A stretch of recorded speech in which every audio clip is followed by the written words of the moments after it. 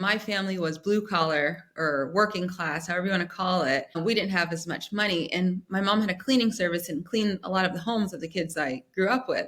And so and then my friends, their parents are like stay-at-home moms and white collar jobs, working in tech and doctors, lawyers. And so I already felt kind of like different. Then with the food situation, I never thought of it as like something that was bad. I always thought it was something that made me special. All these kids are doing this thing and they seem to have all these resources, but I know something that they don't know.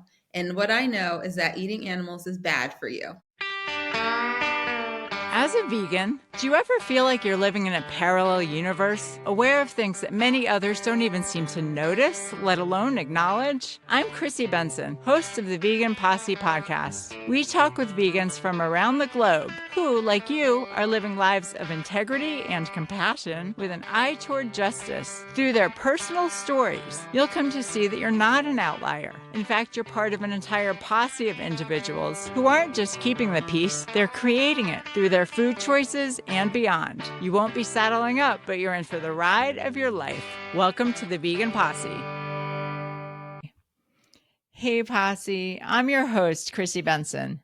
Just a few announcements before we jump into this week's episode. First, in our monthly series, Posse Talk with Jen Hawk, Dr. Jen Hawk and I will be taking your questions on veganism, life, love, relationships, the meaning of life, and anything else. Email veganposse.email@gmail.com with your comments, questions, or topic ideas. Next, if you're interested in trying internal family systems or IFS therapy, email me personally at christinembenson@gmail.com for a free 15-minute consultation. Thank you all for helping boost the vegan women's fiction classic, Marrying Myself by me, Christine Melanie Benson, in the Amazon romance rankings. If you haven't yet gotten the book, you can find it on Amazon or at my website, christinemelaniebenson.com. Together, we can help normalize veganism through the arts. And last but not least, if you'd like to become an official member of the Posse and support our work and our play, keep an eye out for the Vegan Posse Patreon page, which is coming soon. And now for this week's episode. This week, the Vegan Posse welcomes Atlanta native and founder of the beloved food blog, Sweet Potato Soul, Jenné Claiborne.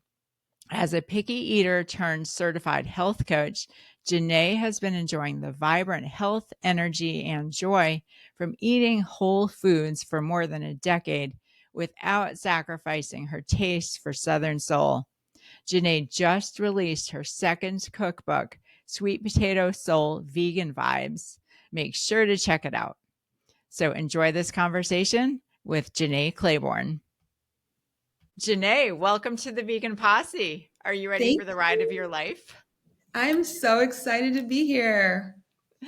Well, I'm excited too, because in fact, in prepping for this interview, I discovered that you and I went vegan the very same year in 2011. I love that. Yeah.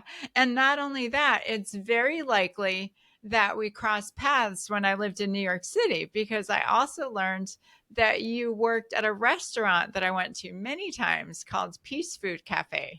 Oh my goodness. I'm sure we must have crossed paths, right? We must have crossed paths. Yeah. So it's meant to be. So I'm very happy to be officially. Yeah. Nice to see you too. Now that you're in Atlanta, I'm in Nashville. We both left to New York. Yeah. Wow. And so close. Yeah. Yeah. True. Yeah. So I'd like to take it back to the very beginning. You grew up in Atlanta, as I understand it. What was that like? And how did your family eat when you were growing up? And, did you ever give any thought to the animals in our food system? Back then, I did not too much. But I grew up what we called semi-vegetarian.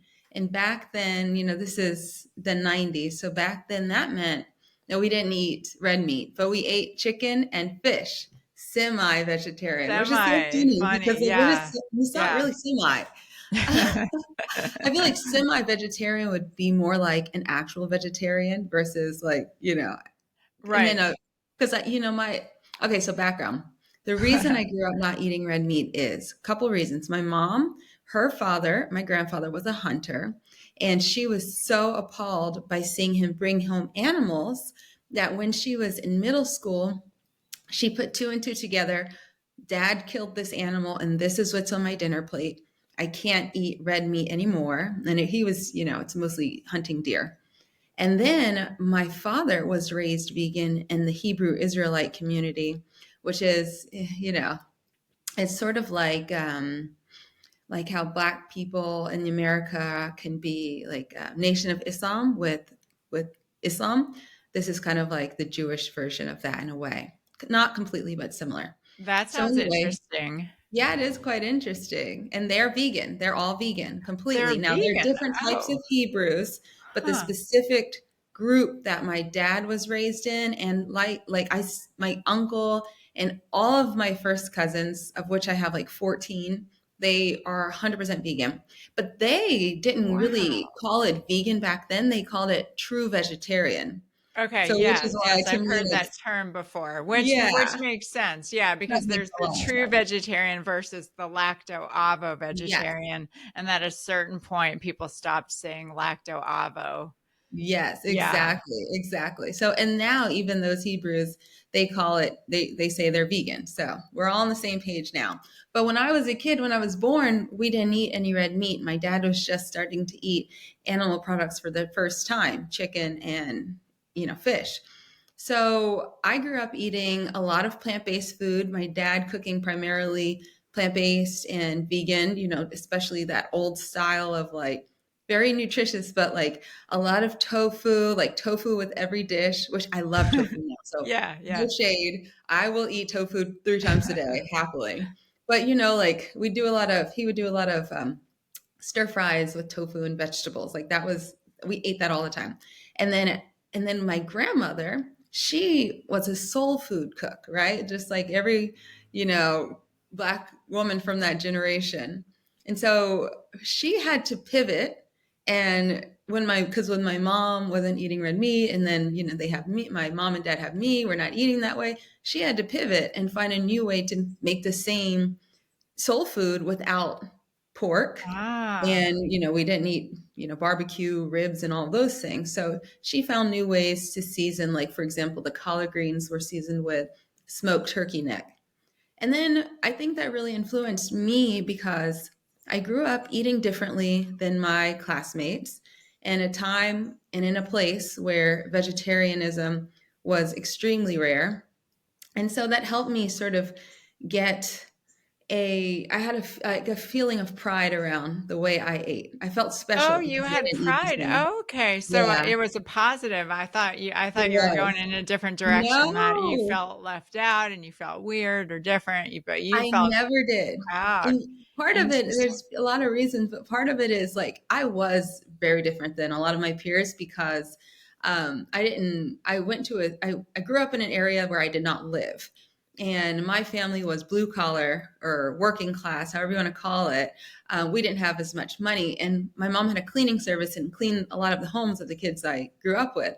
And so and then my friends, their parents are like, stay at home moms and, white collar jobs, working in tech and like compute all this, doctors, lawyers. And so I already felt kind of like different. Then Mhm. with the food situation, I never thought of it as like something that was bad. I always thought it was something that made me special. All these kids are doing this thing and they seem to have all these resources, but I know something that they don't know. And what I know is that eating animals is bad for you, which is what my dad told me was the reason we didn't eat them. We never Ah, had any like philosophical or animal welfare discussion around eating animals. It was just I was just taught that animal products or meat, specifically red meat, is bad for you. that's so interesting. Why do you think that was, that they limited, your education to that realm? Well, for my dad, it was because he grew up in that group, which he left and he didn't believe in and he thought was a cult. Oh, okay. And they teach veganism as a biblical teaching. And so my dad, he rejected that. right? So he wasn't going to talk to me about that. Also, he's never had a pet in his life. Still, They're not an so he, animal person. not an animal person. He's never had. I mean, I don't. I can't. I don't know if he's ever even like pet a horse, for example. Like he's pet dogs and cats, but like he is not a normal person. He doesn't have that connection. Versus Yeah. my mother, who she did talk to me about it. She didn't really talk to me about it being an ethical thing, but she would react. For example, when we would drive back in, when I was growing up in Atlanta and Georgia, so many of the like what is now Walmarts and malls and shopping centers were just fields of, with grazing cattle. And my mom would, when we drive by these, pastures, she would say, "Oh my goodness, the poor cows. I feel so bad for the cows." And when we'd go grocery shopping, we would avoid the meat section. And if Mhm. we, because remember, she ate chicken and fish, so we would still have to like kind of go buy it to get to the chicken and fish. But she would like put her hand up and be like, "Oh my god, oh my gosh, it's terrible, I can't look at that." So for Did the me, double standard strike you back then? yeah, I know, not back then. Okay. Not back then, because I still, what I realize now? I realized that I didn't think of chicken and fish as an animal. Really? No, because I grew up in the suburbs, and it's like the animals that we see are the cows, and Mhm. obviously our pets, our cats and our dogs. But like, landlocked city, like we don't have really any access to. I mean, we had a river, but we're not seeing fish in the river, and I'm not Yeah, seeing so it was like chickens the run wild. four-legged yeah, the four-legged Yeah, animals, that was like a real animal. that Birds, was a I can real kinda see animal. that in a like, through a kid's lens. Birds are Right. different, fishes are different. Exactly. It's So different. funny how we think. Yeah. Exactly. Like you said, the double standards. Because when I got older, of course, I started to put two and two together and realize, oh, a fish is an animal. Like a fish is. I don't think It's not like I ever even tried to justify it. I didn't. I just didn't think about it. But I did stop eating chicken in 2008. I became vegan in 2011, but I stopped eating chicken in 2008 because I had, realized like this is cruel and this is bad for me and I don't need it. And believe it or not, my mom and my grandmother stopped with me. Like I was in college at the time. I Really? and I must have convinced them. I think I told them about the antibiotics that they put in chicken and like how bad it Ah, is for you. nice. Yeah, And we yeah. all stopped. And then I just kept going. Wow. Wow. I'm impressed. And then how about all your cousins? Are they still vegan? Yeah, So they most of never them left are. the fold. They Hmm. never left. Well, some of them did. Most of them still live in Israel because if you're like serious about that way of living, you move to Israel. And so my Ah, uncle moved there when I think my dad was like 16 years old. My uncle was a couple years wow. older. He got married and he moved there. Uh-huh. And then he started having, building a family. My cousins were all born and raised vegan. Let's see. I'm thinking about the ones. Now there are a few who live here in the United States. I'm pretty sure, I'm trying to think. I'm pretty sure all of them, even in the US, are vegan. I met one of them last week at my grandfather's funeral, who he's new to the US. And I never met him before because he lives up in Maryland or Virginia. And I was like, "Are you vegan still?" And he was like, "Of course, of course. Why would I not be vegan? Of course." Like, okay, I don't know. A lot of my cousins, when they came to the US, so they'd get out of the army and then the Israeli army, because they have to go. And then they would come Right. here for a year or two and try American junk food and animal products. And then realize, oh, makes me feel terrible. And then they'd go back to being vegan. And then most of them go back to living in Israel as well because they want to be near their parents, and like their friends, of course. But the vegan thing, I can't think of any who are not still vegan. That's so interesting. Yeah, what an interesting background. And have you been to Israel? No, You haven't? No, Okay. my Have you dad ever, has like, been full pass. curious or wanted to go? I do, kind of. To be honest, I've never really been drawn to it. I really don't want to go now, but Right. and when I was like, my dad has gone and my grandfather, but when I became vegan and like you started hearing more and more and more about Israel being like the best place, and of course the food, like Middle Eastern, Israeli food, Mediterranean, like that's some of the best food on the planet. Then I started becoming more and more interested in visiting. But I kind of think because I always thought of like my family, they don't live in like the big city. They live in the desert. And it kind of felt like if I go all the way across to the other side of the planet, and I hope they don't hear this, can I stay in the desert with nothing around? I don't even like the desert. Like I'm not a desert person. That I think that is why I have not been drawn to visiting. I mean, that makes sense. That makes sense. I love the desert. Like Do I have you? not been to Okay. Israel. I've been to Jordan, in Oh fact. wow. But I have not, I really want to go to Israel. Like I do feel called Yeah. there. I'm just so Oh curious, but wow. I am more and someday. more as I've become older too and like more spiritual and like interested in religion, that has made me, and of course the food, the vegan food, those Yeah. things made me more interested in the last few years. But like prior to last few years, yeah, I never really felt called. I'll Yeah. go someday. I mean, there are so many places like to travel that it's Yes, true. You just feel a that's the thing. natural gravitation towards certain places and Yeah, lesser and to you can't go others. So. everywhere at once. So Yeah, exactly, yeah. exactly. Yeah, yeah. So tell me too about your interest in health and nutrition. And did that feel like a separate realm for you from, the animal rights, animal Mhm. welfare component? Well, it definitely started as more, let's see, because like when I became, well, when I gave up chicken, I'll say, it was originally for the health because of like I said, the additives and the hormones that they pump the chickens with. And so I learned about that first. And I'm trying to remember back because it was just the beginning of my health journey. So I was making little changes that, in hindsight, sound ridiculous. For example, I was a very picky kid and I didn't eat a lot of diversity in like vegetables or in anything. And I loved sugar. And my one of my first healthy choices was to swap out regular sugar with Splenda. So like that was my beginning. Okay. I didn't Right. know yet. Right. I was Yeah. doing a lot of Yeah. like silly stuff like that. But I was like 20 years, 21 years old. So that was, and then I gave up chicken because of so I really wasn't sure I was like confused. I was just trying things out and just learning more and more and more.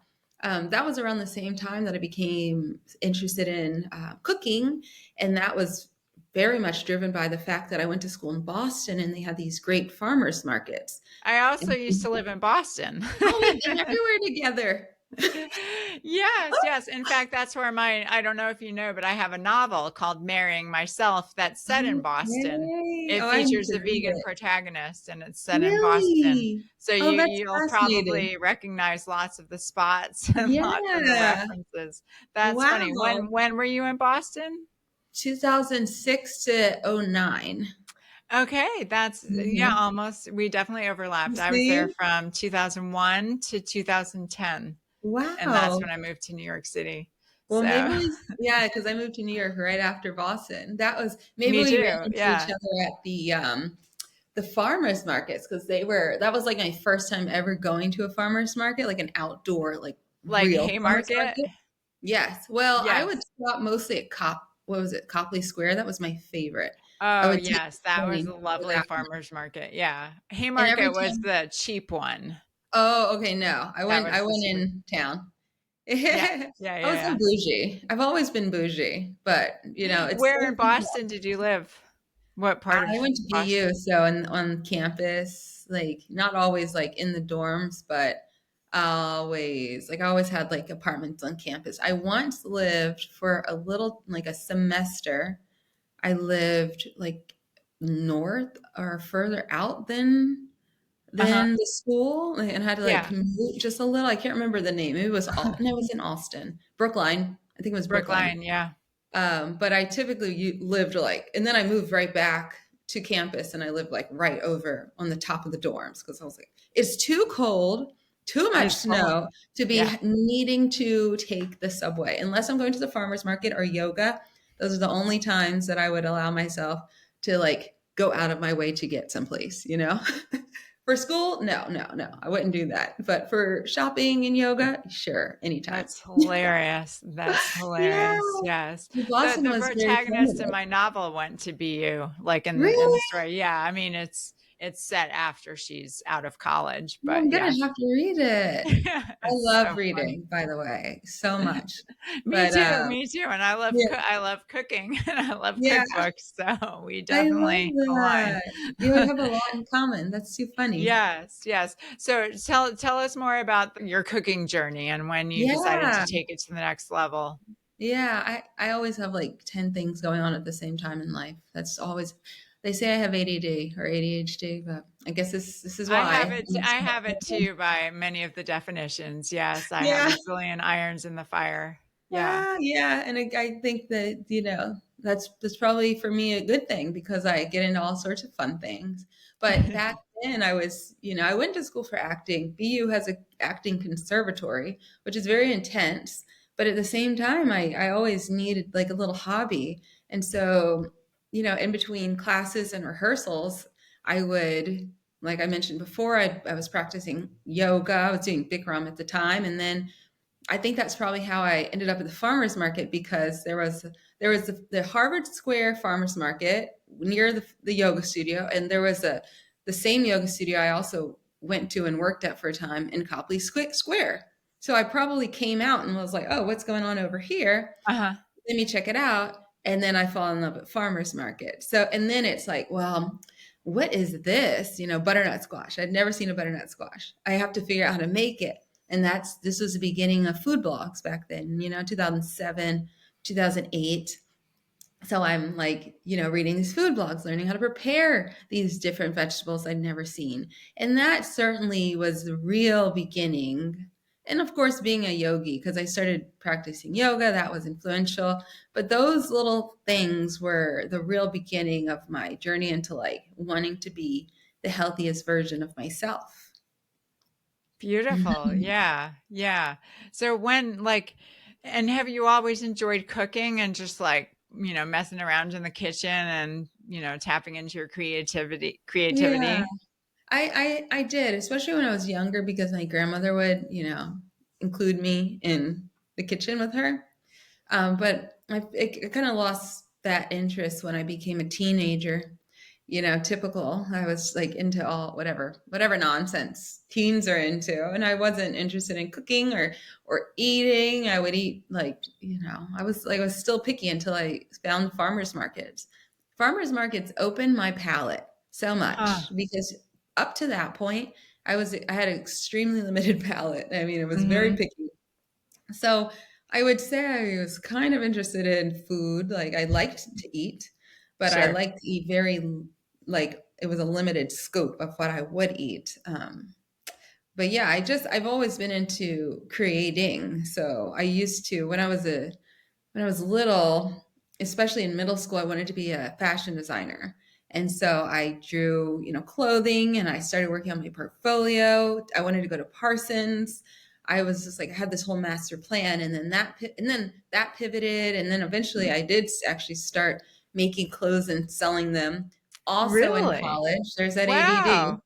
Can you Also, sew? Do you know how to yes, sew? I can. I taught myself Mhm. how back in like Wow. 2006, probably. I taught myself how to That's sew. I'm impressed by that. My mom used Thank to sew, you. but I never learned. Really? Like that takes work. I don't sew anymore, but I used to, and I used to love making clothes. And I even, in school, in college, I even took costume classes so that I could. Oh, yeah, that makes sense. Yeah, Right. Oh, I was really cool. into it back then. And then when I graduated and I moved to New York City, everything changed because I realized because obviously you have to make money to live and survive and the stakes are higher and now you're an adult. And like very early into my life in New York, I realized I didn't want to like be an actor anymore. I didn't want to go down the path that I was on. I wasn't as passionate about it as I thought. I felt disempowered because it just, I mean, I can't even explain it, just to say that I just became uninterested. I think it was too competitive.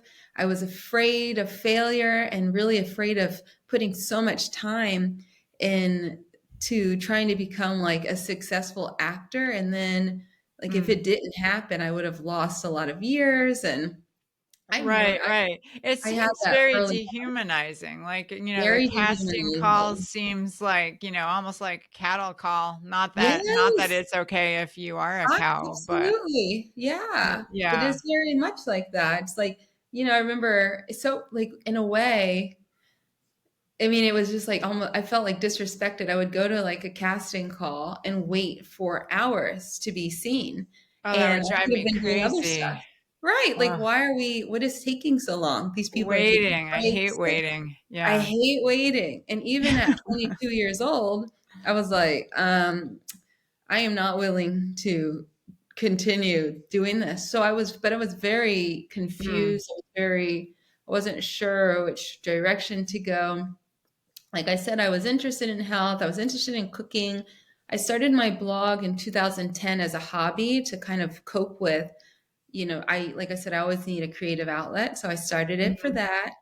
Where in Um, New York were you living, by the way? What I part lived of in Harlem the whole time Oh, for eight cool. years, Yeah. different Yeah. apartments, but always Harlem. Cool. Cool. Yeah. How was that? Was that fun? It Was was that a big change from awesome. Boston, I bet? Oh yeah, to be honest, I didn't like Boston.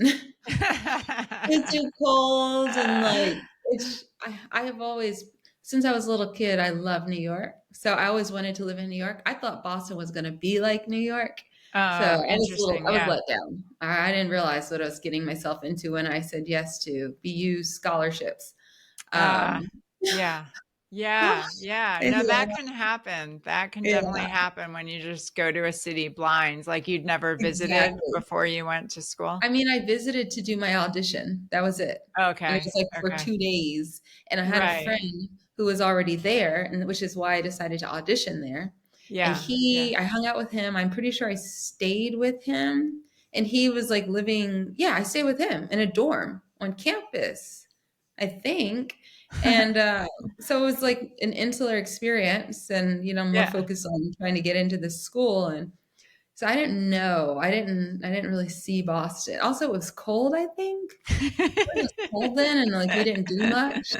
I didn't know what I was getting myself into. Yeah, yeah. Boston is rough. Yeah. Right. Boston It's is no rough. joke. But then New York, I had visited, I had family there. I had stayed there with my family, and I just like experienced so much of it before I lived there. And I've also, when I was in college, I visited all the time because I had other Mhm. friends who lived there. So getting to New York felt like, oh, I'm finally here, like this is where I wanted to be. This is Right, where I right. belong. And, especially as an actor, at least Yes. initially, you must have felt like, "I'm where I need to be." Mm-hmm. Yeah. Mm-hmm. But it really was the place. I mean, even today, I haven't lived in New York since 2017, Me and I too. still feel you too? That's when I left. Yeah. We are, like, on the same Crazy. timeline. So weird, right? It's Yeah. so Yeah. funny. But I still feel like it's home. Like I was just there yesterday. Did I get back? I think yeah, I got back here yesterday. So, um, even yeah, and I try to go often, but it still very much feels like home. I This past trip, this last weekend, I stayed in a hotel because I was there for work, and the company I was with put me up. But I usually stay with my best girlfriend, and I stay at her house, and I have my own room, and I just feel like that is my second home Yeah. still. Yeah, yeah, yeah. I can't say I feel quite the same way. I mean, I grew up in New York State, and Okay. New York City. I was Uh-huh. born in New York City, but Uh-huh. I was so ready for a change by the time I Yeah. left that it's only fairly recently that I even have like the tiniest bit of nostalgia for New Oh, York. Like interesting. You needed a I break. was just over it. Yeah. Yeah. Ah, Um, I get that though. But do you miss the food in New York? The Yeah, vegan I food? mean, the vegan scene was obviously fantastic. Yeah, the Fantastic. food was great. But I don't go out to eat a ton, so, Yeah, you yeah, know, same. It's like yeah. for me, I grew really tired of New York also, and I was ready to leave. Like it was when I turned 30 because we left like my birthday's in February, and then we left that June, I think. And it was like something about turning 30. I think I felt like, oh, I'm ready to like settle down, start a Yes. family. I don't want like all the hustle and bustle. I was a private chef, Mm, and I was kind of burnt out from the physical labor of living in New York City and not having a car, having to be all over the city all the time. It was yeah. just like so it became taxing physically, and then of course mentally, you start seeing I felt like when I got the inkling I wanted to leave, I started seeing crazier and crazier stuff, like people fighting and like gross stuff, and like just became like Just and getting validation for yeah, I was for coming to get so much validation. I was getting like really annoyed by being packed into the subway like a sardine. Like, and before yeah, I was like, oh, this yeah, is fun. But at yeah. 30, Oh, I was it's starting ridiculous. It's so done the with it. subways. Yeah, I remember Just so those days. Yeah. Yeah. yes. Because and now I can go back and I can take the train during rush hour, and it's like I'm only here for a day, right? Or I'm only here. Right. You can suck it up for a It's day. fun, Yeah. and like, oh, That's I funny. remember these days. But Yeah. yeah, if I can go back to New York like a few times a year, I'm happy. Right, right, right. So when you became a private chef, were you cooking and exclusively vegan at that time? And how did you start to develop this brand of yours, Yeah. Sweet Potato Okay. Vegan Soul?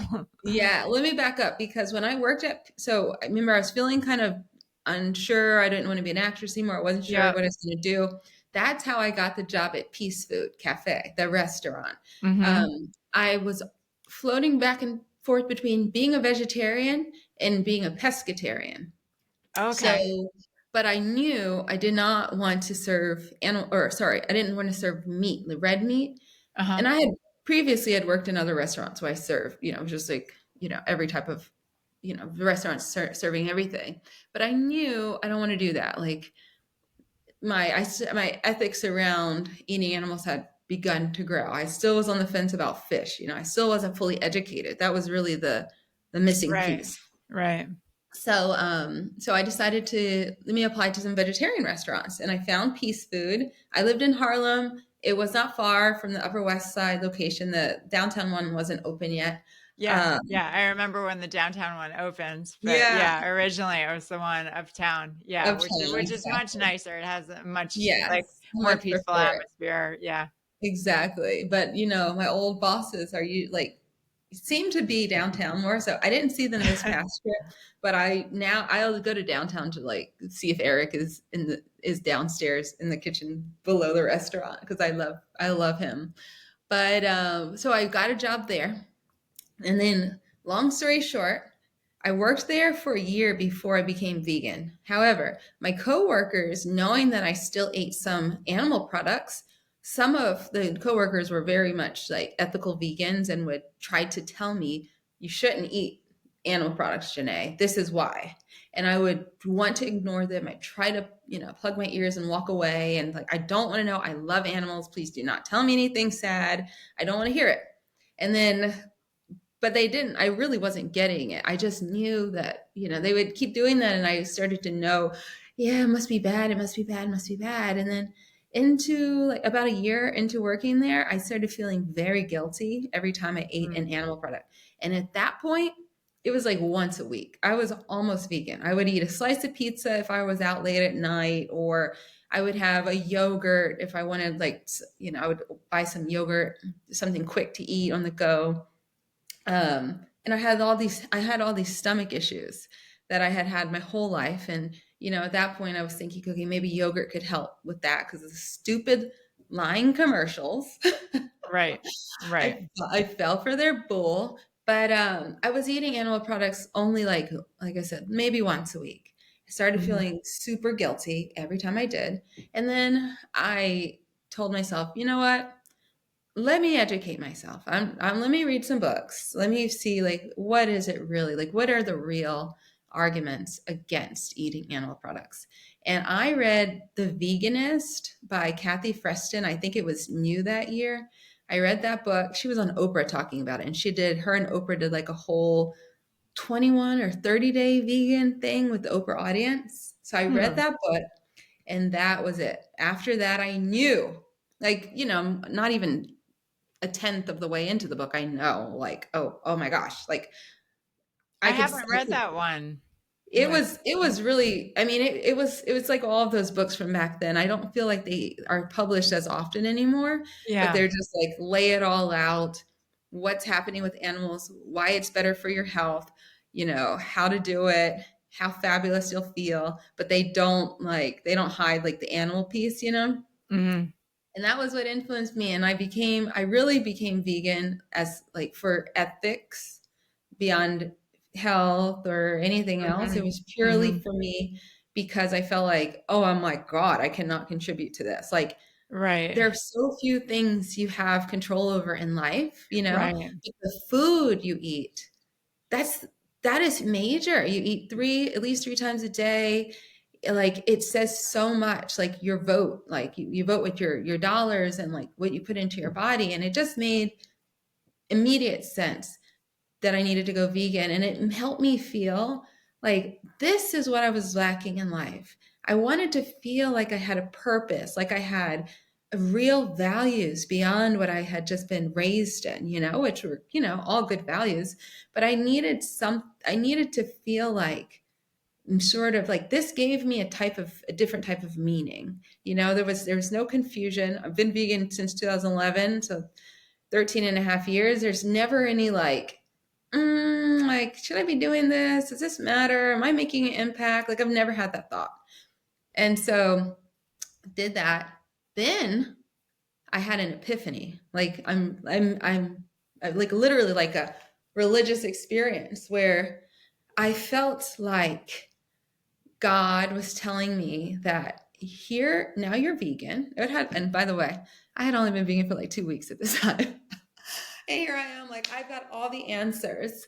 But I felt like I need to help other people become vegan. This is what I'm supposed to be doing in life. I was confused. I wasn't sure. I didn't want to be an actress anymore. And Where it were all you when became you had clear. this? Yeah. When did you have, like, where were you when you had the epiphany? Do you remember I the was, moment? I was in, no, I think I was in my bed. And then I just like you're just doing something else. And it's just like an interrupting. I don't know what I was thinking about or what I was doing, but it's like interrupting, special report, listen to this real quick. That's the sort of thing that happened. I don't remember what I was doing, but I think it was like in bed or it might have been early in the morning. I can't remember, but it was like reached in, listen to this. It was literally like a listen to this moment. You have to hear this moment. Mm. And then that was it. I had already started my blog as a hobby. And that was at the time when I started, it was all vegetarian. So I had some eggs and dairy. Like I would usually give vegan swaps because I worked at Peace Food. So I was Yeah. extremely familiar with vegan food by that point. But then with the epiphany, then it's like, okay, what should I do though? Like, how should I help the people? I have the blog, but back then you don't make money off a blog. We didn't even have, we only had Facebook. We didn't have Instagram. Nobody was making money from the internet back then. Not, I mean, some, but like not that I was aware of. So I thought, oh, I'm going to start a private chef company because I didn't want to keep working. I liked working in the restaurant. That was like the best job I've ever had outside of working for myself. However, it wasn't high paying, it was low paying. I'm living in New York City. I've always wanted to have a lot of money. And frankly, it's stressful. And if I want to be in the kitchen, the stress, no, I've never want to work in a restaurant kitchen. I am a low stress type of girl. So that's how I got the idea to become a private chef because I had all of these. I was on the Upper West Side, right, working. I was witnessing all these wealthy people eating at Peace Food every single day. And I'm Mm. looking at their bill and I'm like, I talked to Eric, the owner, and I was like, Eric, I think I should do this. And he was very encouraging. And he was like, put up some flyers we used to have like a flyer thing in the front of the restaurant put your flyers there and talk to people, and I'll tell people for you. And believe it or not, though, I did not get a single client from Peace Food. Huh. From putting up flyers and Eric telling people, and Huh. I did not get a single client. My first client came from, I put flyers throughout the neighborhood on the Upper West Side, and I ended up putting them in a nail salon. My first client found my flyer in that nail salon, Oh, and I that's love it. how I I got love it. started. I Yeah. love it too. And then she referred me to her friends. I started cooking for them. And then I grew to, because that was just weekly in her home cooking for the week, like meal prep for the week. Then Mhm. start doing her friends in their homes, start So doing, you used her kitchen? I Like used her. where we Okay, yeah. Mm-hmm. Was that something that you needed to figure out, like where you're gonna prepare this food, or were you just planning to just do it from your house, Yeah. your I apartment? was Yeah. I was planning to cook from my clients' kitchens, like, because I'm thinking rich people, right? I'm not thinking like meal delivery, like You're me at thinking home. big. No, that's I'm thinking great. like, That's yeah, I'm just great. cooking for like rich people and celebrities and stuff. So that's how I started, right? Cooking Yeah, for yeah, wealthy people in their yeah. homes, also doing dinners in their homes. And then eventually, because I became personal chef, New York City, or vegan personal chef, like all those terms like that, I became the number one hit on Google. So I started getting Wow. way more interest and Wow. just organically. And so a lot of people couldn't afford my in-home rate. So that's when I decided, okay, I'll take a few people I'll cook for in my house on Sundays, and then I will deliver, that evening. That was one of the most taxing things I've ever done in life, because taking like delivering food around New York City, really on only in Manhattan, but on the subway on a Sunday is very Oh, difficult. oh boy. And then my Yeah. my ex, he would help me too. So between the two of us, still it was very difficult. But then I did that. I did in-home cooking, and then I also started a supper club. In New York, we used to have a few different like supper clubs. You remember Daphne Chang? Yes. Yeah, she had one Yeah. in Tribeca. I think it was in Tribeca, just below. No, I'm pretty sure it was in Tribeca, and I did hers a few times. And then I decided, well, this is a nice setup. Let me do one in my Harlem apartment. So I had this huge, I mean, it was not huge. It was a large, like, dining room table, like the one I'm at right now. I think it sat 8. It was beautiful. It was marble top. Um, and I started doing the supper club in my apartment. I called it Little Harlem Kitchen. So I was just doing, and the craziest part is, if you ask me, well, how did you like grow the blog? I don't know. I genuinely have no idea. I was not posting. I was posting to the blog like whenever I had time. I started a YouTube channel. I was not consistent with my YouTube channel. Because I couldn't. I was too busy like with Yeah. cooking for other people. I Uh-huh. had no like strategy around social media because that was brand Mhm. new. But the way I pivoted from being a private chef to doing sweet potato soul full time was really, it was just by the grace of God. God was like, girl, you're working too hard. Slow down. You can reach even more people. And I got I think it was like February or January of 2016. I got my first um, sponsored post opportunity on the blog, and it was from the North Carolina Sweet Potato Commission, which is how Perfect. it would only be more perfect if it was the Georgia Sweet Potato Georgia, I Commission, was thinking that same thing. you Yeah. know, Yeah, but exactly. it's good Yeah. enough. Yeah. So that was my first sponsorship thing, and I was like, and I got paid quite well, especially for doing something that I had previously only been doing as a hobby in the background, right? No, Taking that's photos and perfect. I mean, that's what they say is find a way to make money at what you're already doing. exactly. But I guess I showed up enough to have gotten on their radar. Because, like Yeah. I'm saying, I don't even know. Like, when was I posting? I don't know. My life was terrible. Who knows? But I was doing it enough, and it was my passion that I did get that interest. And then Victoria Moran. So she and I know she was on your show recently in a recent episode, But she and I were on the subway coming back from, so Jasmine, what is Jasmine's last name? Singer. Singer from our hen house. Yes, who I recently talked to. Yeah, Did you? that is. I love that.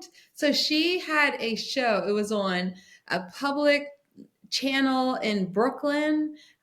She and her partner, her former partner, and Mariann Sullivan. yeah, Yeah. Marianne.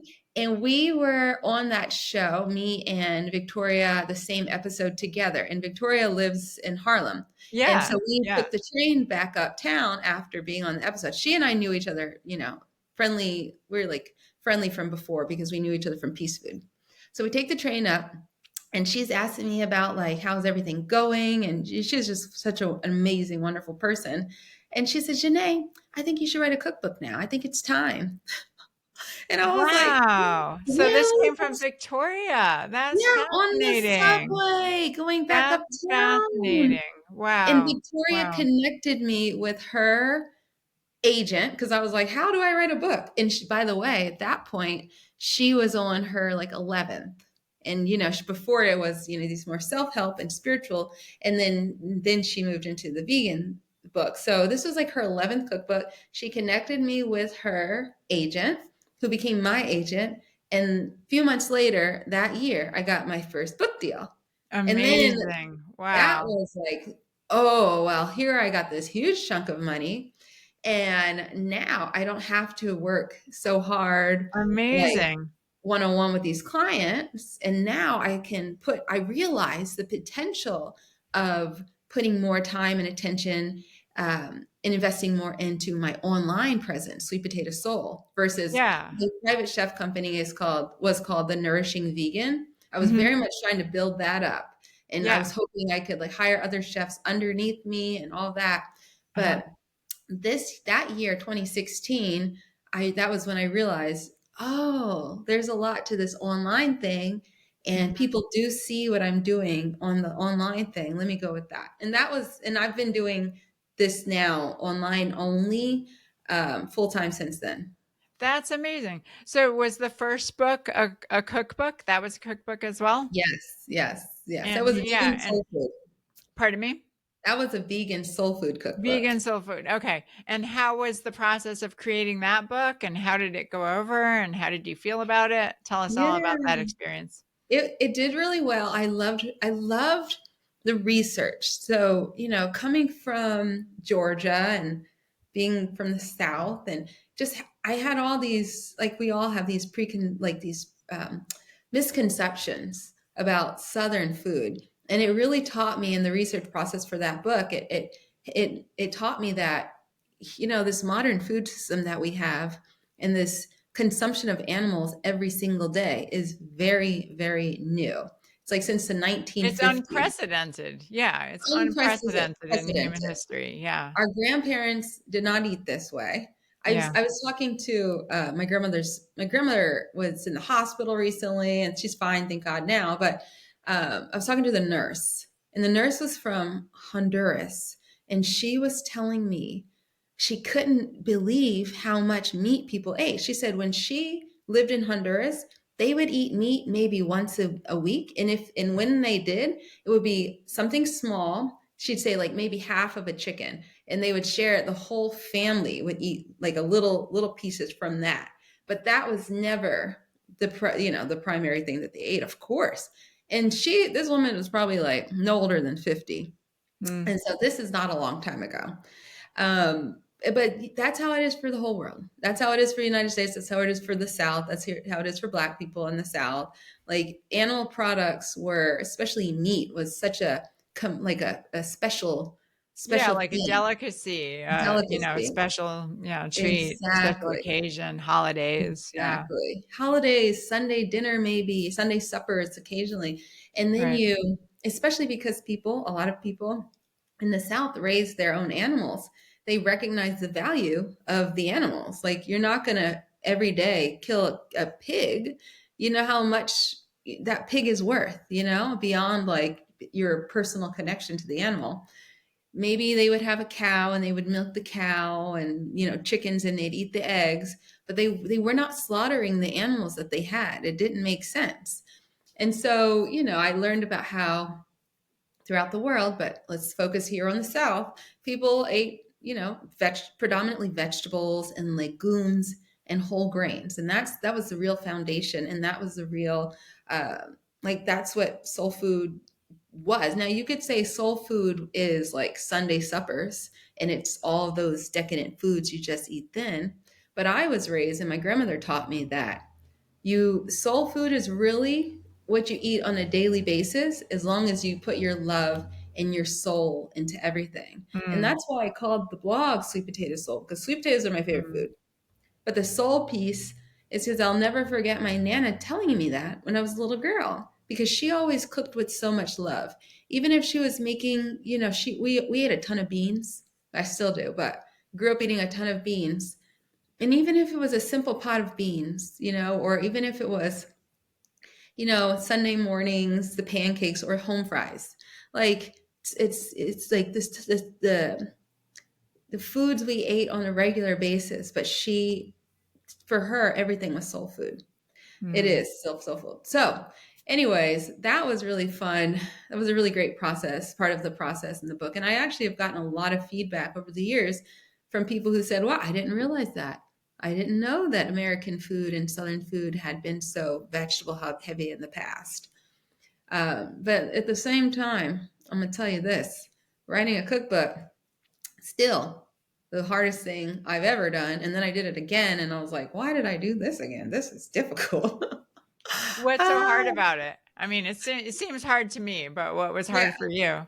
it's so hard to, okay, it's the recipe testing and the fact that, so like when I write a recipe for my blog, I test it, right? And I have my family, everybody taste it. I get opinions from also like my personal assistant who's here. Like I make her taste everything before it goes on the blog.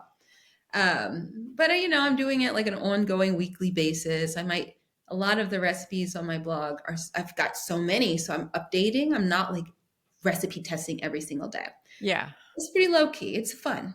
With the cookbook, it's like this concentrated amount of time where you have to recipe test multiple recipes every single week.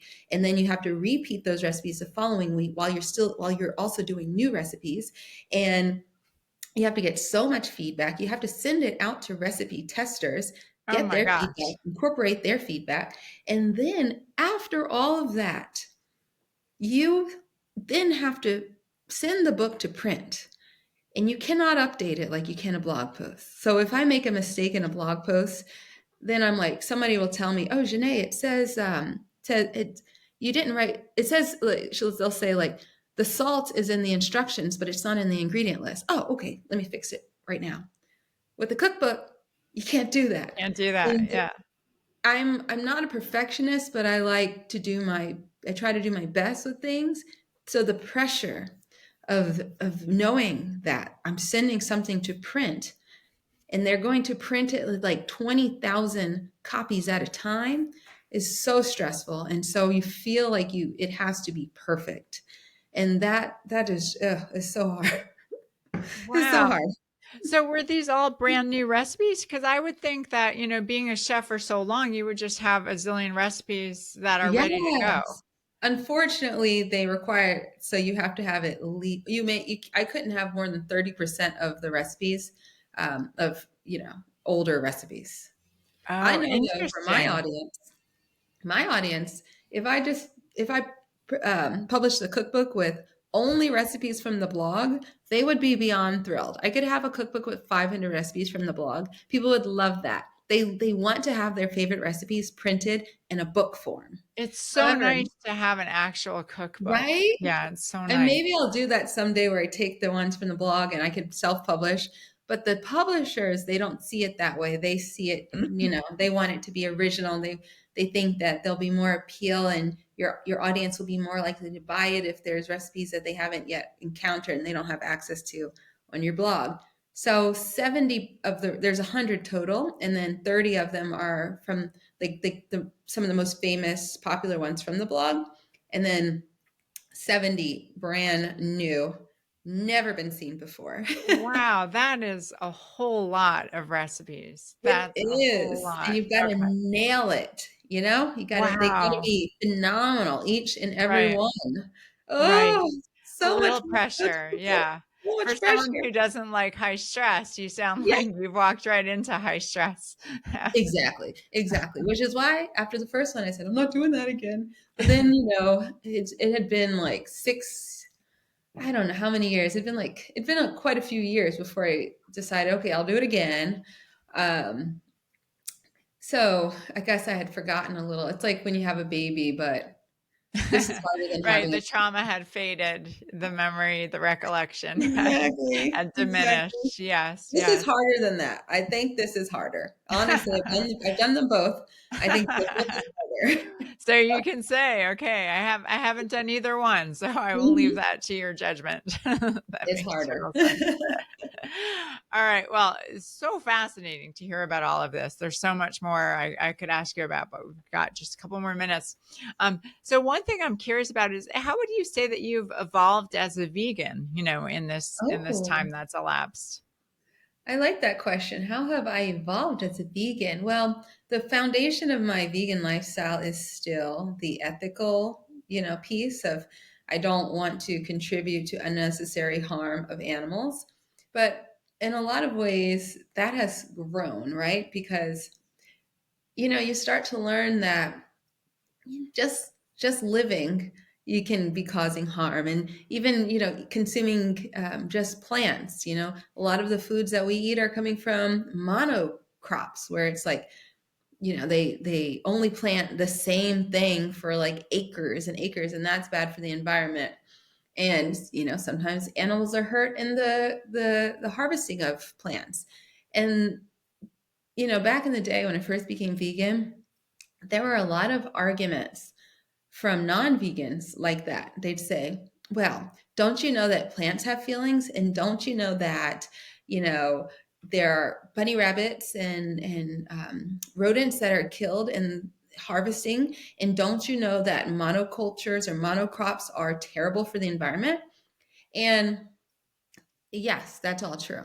However, what Well, I like not to necessarily about plants having feelings. I'm not quite ready I to don't go know. there. I think like for my spirituality, which has also grown since I've become vegan too, because I very much think of and experience the world as like everything is probably living. Like I believe like God is within everything, and like everything is, especially trees and plants and animals, and they're alive, and I feel like Yeah, we they're alive. mostly, Yeah. Yeah. but at the same time, what's your alternative? You just don't eat and you die? Like, Right. there's ways that we can approach this. So for Right. me, especially like living in New York and California, here it is harder for me because the farmers markets are like only on the weekends. But I really committed myself for years and years and years to almost exclusively shopping at farmers markets for my Wow. produce because they're coming from small local farms. I have had zero success growing my own food, so not there yet. But like part of that like evolution in my veganism has been to try to do better with like where the food I'm eating is coming from, even if it is Mm, vegan food. I mm. am the type of vegan who eats very little processed food, so I think that's easy because I'm not like going out and just buying Beyond Meat all the time, and who knows where all those ingredients come from. So I'm And buying that's like one of the great things about your recipes too, is that they don't involve processed foods and they come right. from these whole natural foods, which I'm sure is Yes. just, really It's the best. needed. And there's a big niche for that these days. Exactly. It's so important. So, yeah, I think, and I will say, like, as trying to be an ethical human, you know, beyond not eating animal products is something that it's like, it's kind of goes like a wave, right? Sometimes I'm like really, really, really good, especially when I was younger. I was so great about like, not buying any fast fashion and, only shopping at the farmer's market. But that was easy because I lived in New York City. And like I rode my bike everywhere, right? Versus now I'm older and then some convenience has creeped in. I'm wearing a sweatshirt right now from Abercrombie, which isn't the best store ever. And I drive a car. I do drive an EV, but still, like, I'm not convinced that EVs are necessarily that great, anyways. And they're certainly not great when it comes to mining for minerals. So I try to be aware. Like, my veganism has extended beyond the animals, just, farm animals, to like the planet at large.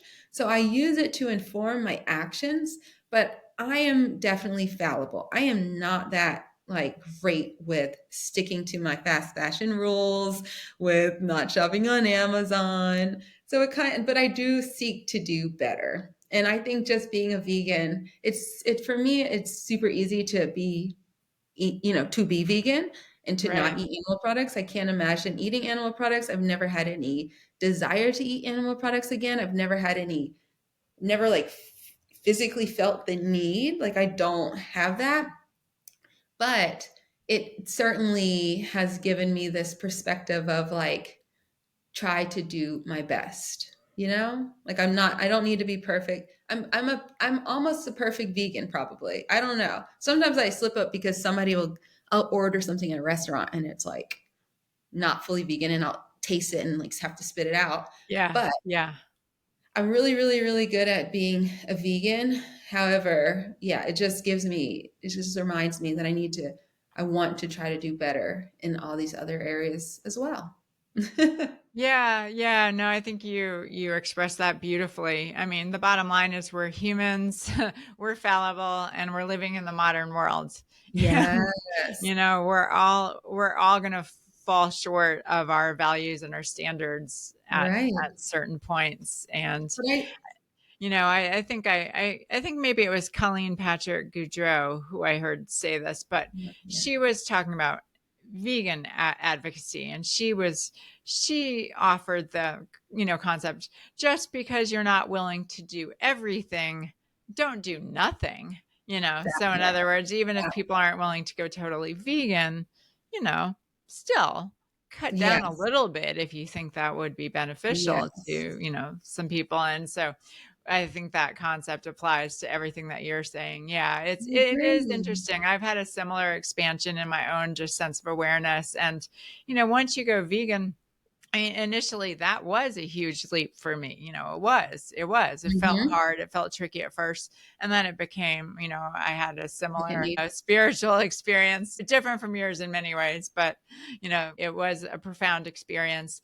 And then I started realizing, oh, being vegan and not participating in the sociopathic food system, that's a pretty low moral baseline. Like Exactly. that's pretty much kind of like, okay, I should hope we're doing that, Right? like The bare that's minimum. yeah, but then there's a whole lot more that we can aspire to and aim for. So, yeah, Yeah. well, thank you so much for sharing all your great stories and for cooking Absolutely. delicious vegan food and teaching other people to do it. Because I mean, I really do believe that that's arguably the most effective form of vegan activism. Because if you can get people eating, vegan food and enjoying it, you don't have to convince them of Right? You anything. don't have to. I You don't think have that to is talk, so yeah, true. philosophy or spirituality or Yeah. animal rights. Yeah. Let's keep it up Okay. because you're doing great too. Pardon me. What? You're doing a great job at that too. Oh, you're You gotta sweet. keep Thank you. that Yeah, doing what I can. Yeah, I have a up. different realm of creativity, which is writing and the arts. But Yeah, and yeah, that's great. yeah, all the same universe of creativity. So Yeah. the final question, Jenné, which I ask all my guests, is there a particular word that for you sums up what being vegan is all about? Compassion. Yeah. Yeah. Nice. Nice. Do you want to say Mhm. a little more about that? You know what? I have a quote in my email bio. I don't know if I think it's in both of my emails, but all beings seek. Let me read it real quick. I don't know if you still see me. Can you still see me? Yep. Yep. If I click out, okay. All beings seek for compassion. Okay, sorry. Let me read this to you. All beings seek for happiness, so let your compassion extend itself to all. That's my approach to life. I was I was raised with the golden rule, do unto others as you'd have them do to you. Very much raised like that.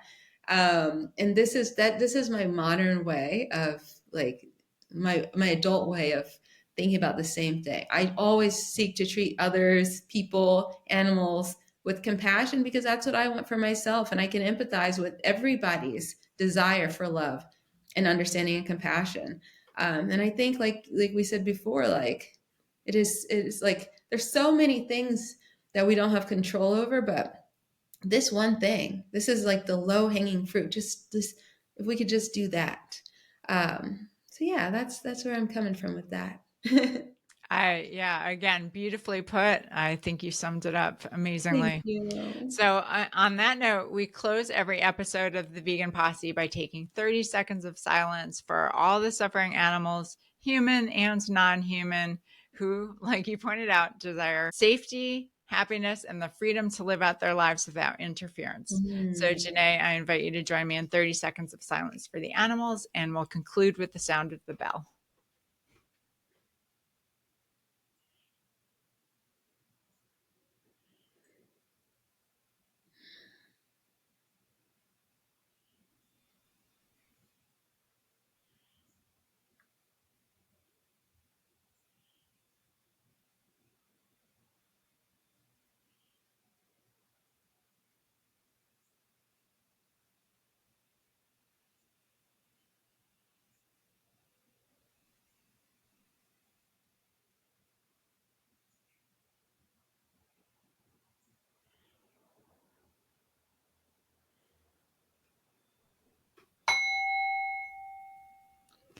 Thank you, Thanks, Jenné, Jenny. and thank you, Posse. See you next time. Until then, stay strong and stay true.